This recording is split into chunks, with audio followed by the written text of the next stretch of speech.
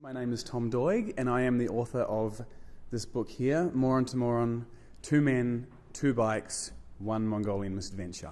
I'm very honoured to be talking to you about other places. I would also like to acknowledge first the traditional owners of this land, the Wurundjeri people of the Kulin Nations, and I would like to pay respect to their elders, both past and present. We're here tonight to talk about place, and it's worth pausing for a moment and trying to wrap your head around the fact that the Wurundjeri people have been living here in this place for 40,000 years. That's over 1,000 generations. It's longer than the combined total time of Christianity, Islam, Buddhism, and Judaism put together. I think 4 times as long. Don't fact check me on that.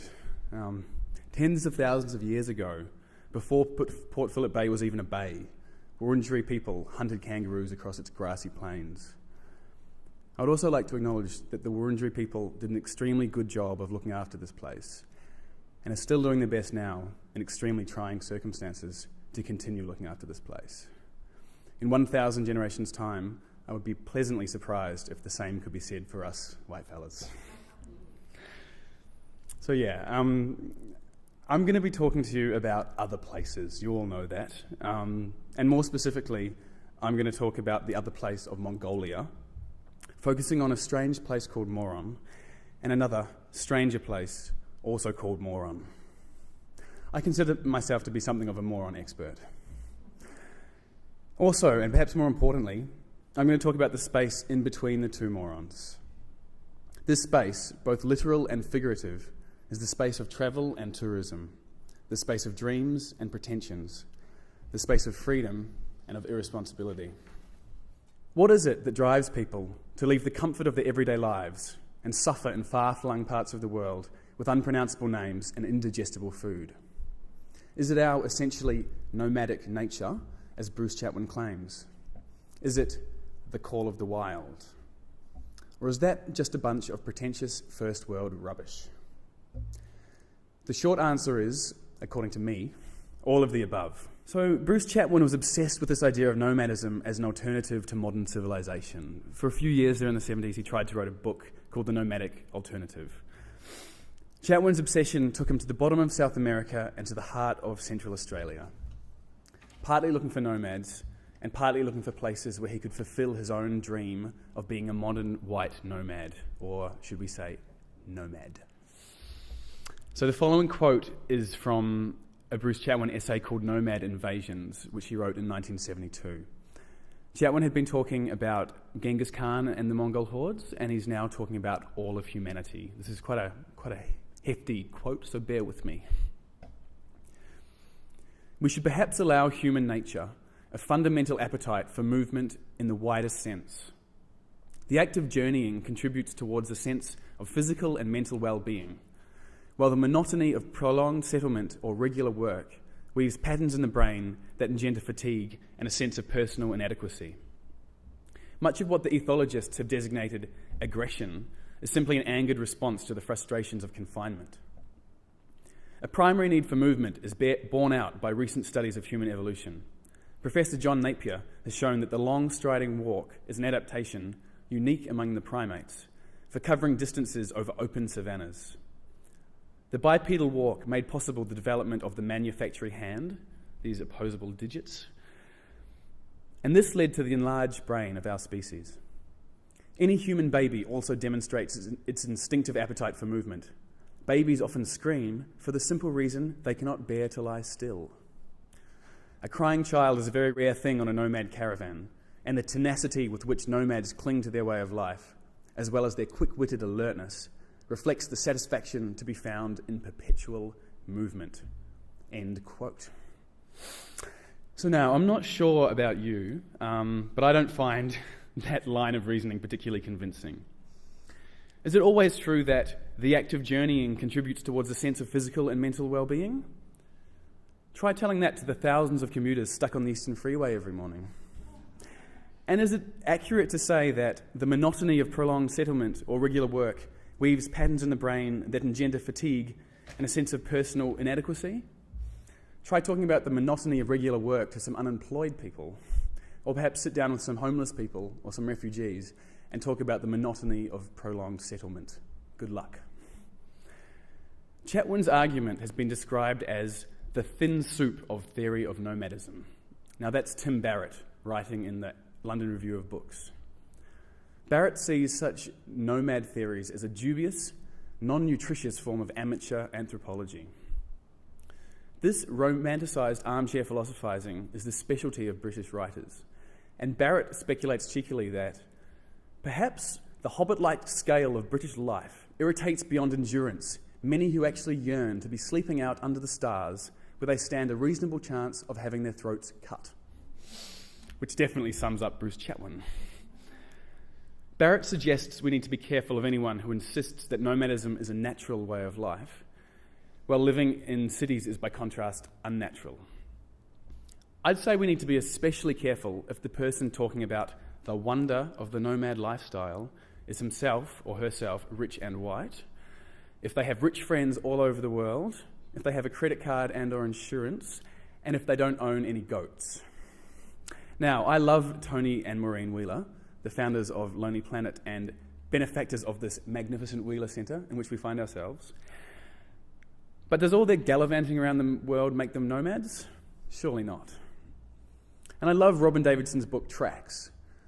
But these days, now that Robin Davidson has a house in Sydney, another house in London, and a third house in the Himalayas, is it meaningful to think of her as some kind of global nomad? I don't think so. These days, the romantic Chatwin-esque idea of the nomad has been co-opted by advertising agencies to help rich tourists deny their privileged material position in the world. You can buy World Nomads travel insurance, stay in World Nomads hostels all around Australia, eat in various expensive fusion restaurants all called Nomad, buy a state-of-the-art Nomad Plus Apple smartphone charger shaped like a carabiner, and so on and so on. Now, I'm not saying don't buy World Nomads travel insurance. In fact, I got some World Nomads travel insurance before I went off to Mongolia. My partner Laura, who's sitting there, insisted. All I'm saying is, if you have insurance and you don't have goats, you're probably not a nomad. And unless it's a natural part of the human condition to herd goats, there's probably nothing natural about being a nomad. It's important to keep this stuff in mind whenever a rich white person, such as myself, talks about a nomadic place such as Mongolia. What follows, with bells, whistles, and AV, is the story of how myself and my friend responded to the call of the wild, or in our case, the call of the Moron. Morning dawns over the windswept steplands of darkest Mongolia. Mongolia, land of contrasts, land of Mongolians, land of morons.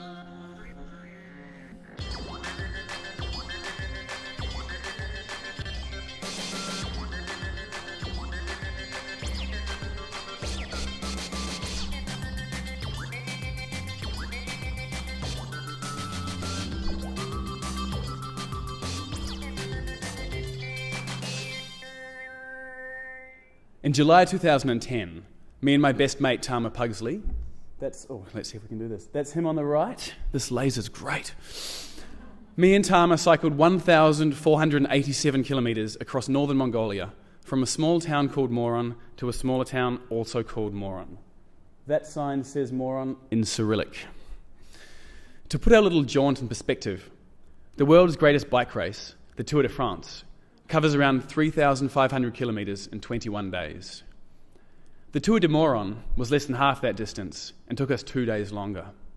Of course, we didn't have support teams, or steroids, or roads.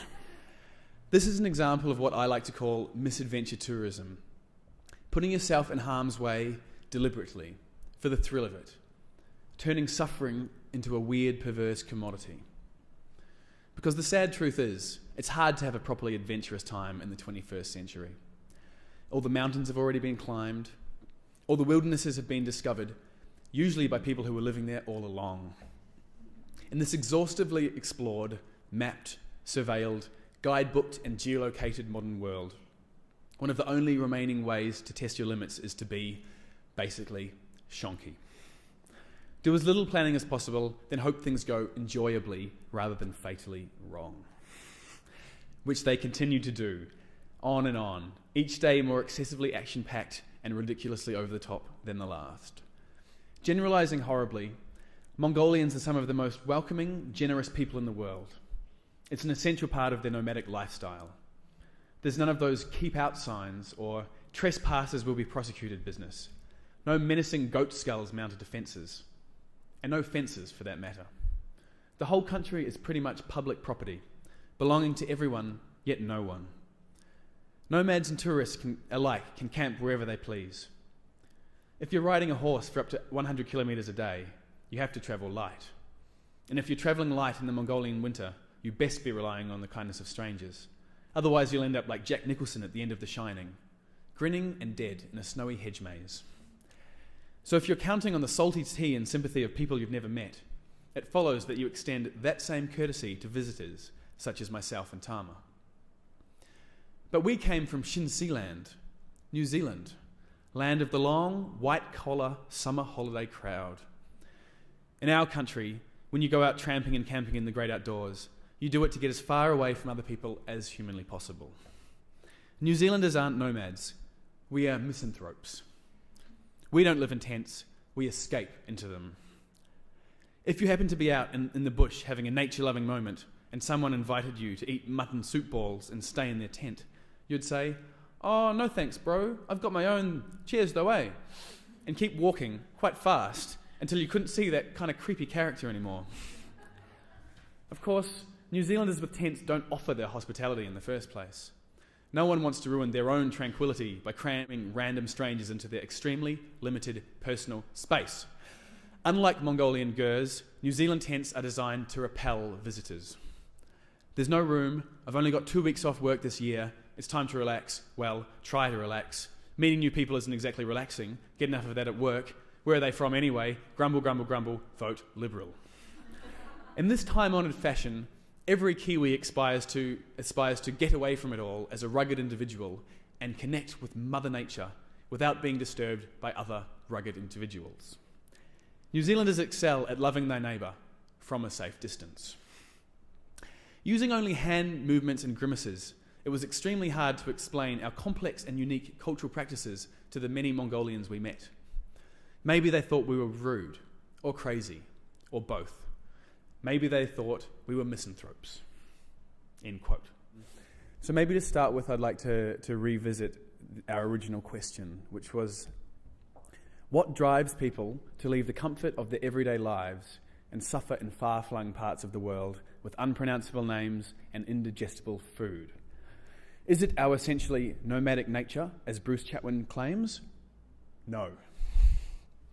Is it the call of the wild? Yeah, maybe. Seems a bit closer to the truth. But is that just a bunch of pretentious first world rubbish? Perhaps. As I was preparing this talk, I found myself thinking a lot about the process of writing Moron to Moron, thinking about how the meaning of a journey changes and changes again as that trip is transformed from that crazy thing I did into that crazy thing I wrote a 91,000 word book about. I realised that, in my case, there were factors other than the call of the wild and my essentially nomadic nature that drove me to suffer self-indulgently across the Mongolian steppes. As I embarked on the process of turning Moron to Moron from a hastily written blog into a full-length manuscript, I had to confront the question of why. Why did we do it? What, if anything, did it mean? I managed to write a whole 100,000 word draft without really knowing the answer to that question. I showed this draft to as many clever people as I could. Not just my publisher, but about a dozen trusted friends and colleagues. And one of them, my dear friend Henry Feltham, another Kiwi, was the only one to ask me straight up, "What is your book about?" We were Skyping at the time. There was an awkward silence. He stared at me in a pixelated fashion. I guess it's sort of about the futility of everything, I said. Exactly, Henry said. For me, Moron to Moron is about meaninglessness. So we talked for a while about the random and arbitrary nature of existence, the absurdity of everything. This was a pet topic of ours anyway. As we talked, it dawned on me that Moron to Moron wasn't a narrative of individual triumph and personal growth. It was more like Albert Camus' The Myth of Sisyphus. The myth of Sisyphus retells an ancient Greek fable about a guy called Sisyphus who was condemned to spend an eternity of an afterlife pushing a massive boulder up a really massive mountain. Now, what happens when Sisyphus finally gets that boulder to the top of that mountain? It rolls down the other side, and he has to do it all over again. A horrible punishment. But if your other option is just sitting there doing nothing, well, you may as well push that boulder up that hill, right? I had a little brain flash, and I said to Henry, Moron to Moron, maybe it's about my quest for meaning in a meaningless world. That's it, he replied. Write that down in big letters and stick it next to your computer screen. Never lose sight of that key message. But also, never say it in the book itself. Never use the word meaningless, not even once. Readers have to get there themselves or it doesn't count. So I took Henry's advice and wrote out my key message in big letters and stuck it to my wall. This overarching idea of meaninglessness helped focus my second draft. Tama and I had invented an arbitrary quest to give our lives a temporary sense of meaning. We talked about it for years, planned it for weeks, spent thousands of dollars getting there, and had by far the most intense month of our lives trying to get from A to B, or from A to A. But then when we did reach our goal, even though we knew that goal was random, futile, moronic, it was still utterly demoralizing. It was like we had accidentally played a weird existential practical joke on ourselves. We had to confront the fundamental emptiness of our journey, the fundamental emptiness of our lives, and work out what the hell to do next, which is basically where the narrative of the book ends. And I'm pleased to say, as a sidebar, the word meaninglessness doesn't appear in the final book, not even once. Although the word absurd appears 3 times and Sisyphus is referenced twice. Practically every travel book I've read finishes with a trite, uplifting moral or some banal gem of positive psychology. I wanted to avoid this at all costs. What did I learn? Not telling. But at a broader level, I hoped that the meaninglessness of our particular journey gestured towards the arbitrariness of all travel. In an important sense, all travellers are going from one random place, Moron, to another random place, Moron, for no particular reason, or at least for not much of a reason. There is something gratuitous, something fundamentally unjustifiable about travel, especially once you start thinking about climate change, carbon footprints, and all of that. Ergo, therefore, it follows that all travellers / tourists are morons. Not just me and Tama, everyone. That's the big statement hiding in my light-hearted book, and it feels quite weird saying it out loud to you guys. Yeah, and to make the story not sound too romantic or whatever, I then worked damn hard. Like me and Laura went to New Zealand and, basically isolated ourselves in a small beach town in autumn with no humans in it, no internet connection, no friends for hundreds of kilometres, and we just would get up at 7, would be writing by 8, work for 2 hours, half an hour break, work for 2 hours, lunch, work for 2 hours, go for a cycle, work for 2 hours, this kind of stuff, and I was writing anywhere. I think a bad day, I'd write 1,000 words, and a good day would be 3,500 words, and an average day is about 2,000, and that was 7 days a week. So I smashed out this 100,000 word draft in, I don't even know what it was, 40 days or whatever the stats are for that. it would have been about 50 days, I guess, pretty much writing every day. But that's not something I would have been physically or mentally capable of doing immediately after the trip.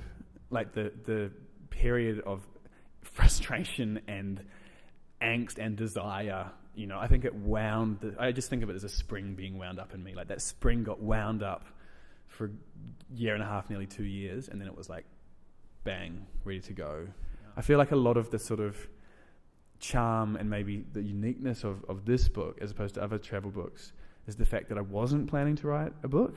I wanted to do the mission. We got the T-shirts.